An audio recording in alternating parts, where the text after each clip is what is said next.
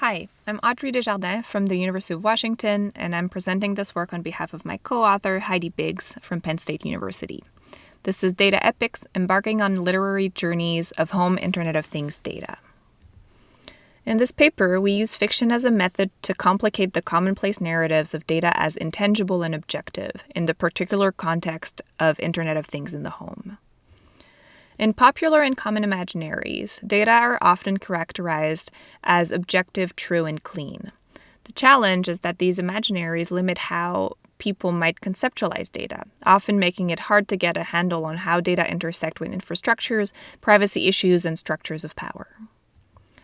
Science and technology scholars, philosophers, and designers have instead argued that data are lively, plural, and heterogeneous, important viewpoints for understanding the complexity of living with data. However, shifting from common understandings of data to these new conceptualizations is not particularly straightforward.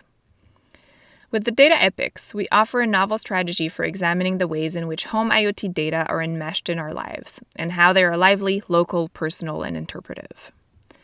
The data epics are a series of 4 chapters written by Emily, a fiction writer enthusiast, based on monthly home IoT data.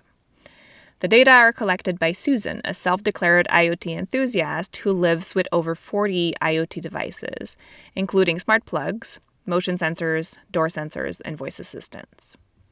The process for creating a data epic is as follows.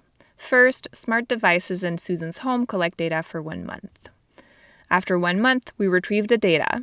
We clean it, removing unnecessary metadata and formatting certain information like timestamps. We then create a simple visualization of the data that we send to Emily, the fiction writer. She writes a short fiction story. We typeset and create a layout for the book. We print and hand-bind it, and finally send the book to Susan for her to read. We created a total of 4 chapters over about 10 months. To give a sense of the stories, I will read a short excerpt from Chapter 2, called Illumination. She is born in darkness. The absence of light does not bother her, nor does it confuse her. Coming alive with the imperative of most living things, to move she does. At speeds almost incomprehensible, she rushes off as quickly as she can, determined not to be a laggard. Only knowing that she has a destination she must get to.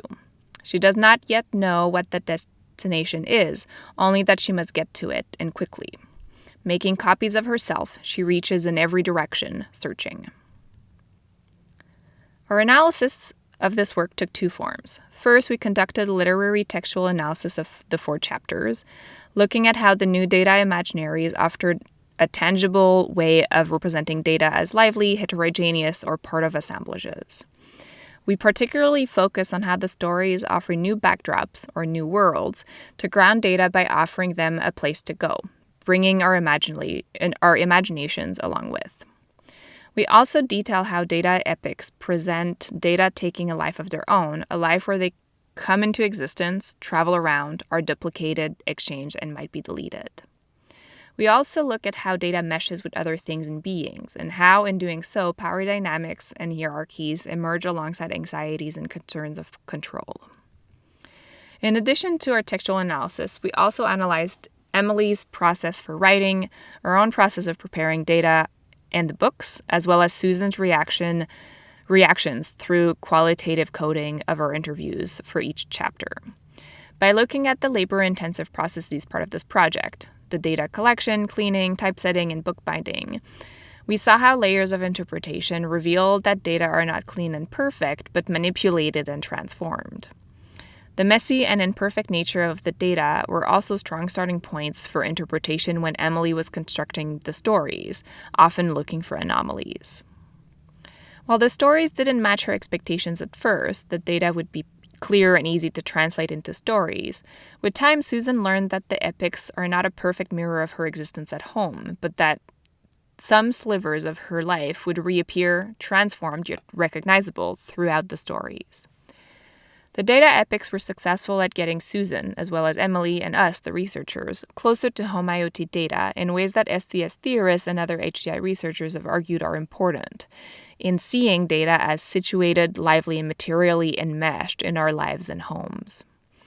Getting closer, we argue, is perhaps an important step in building intimacy, knowledge, trust, and critical perspective with data, something crucial and necessary before finding ways to gain agency and control of one's data.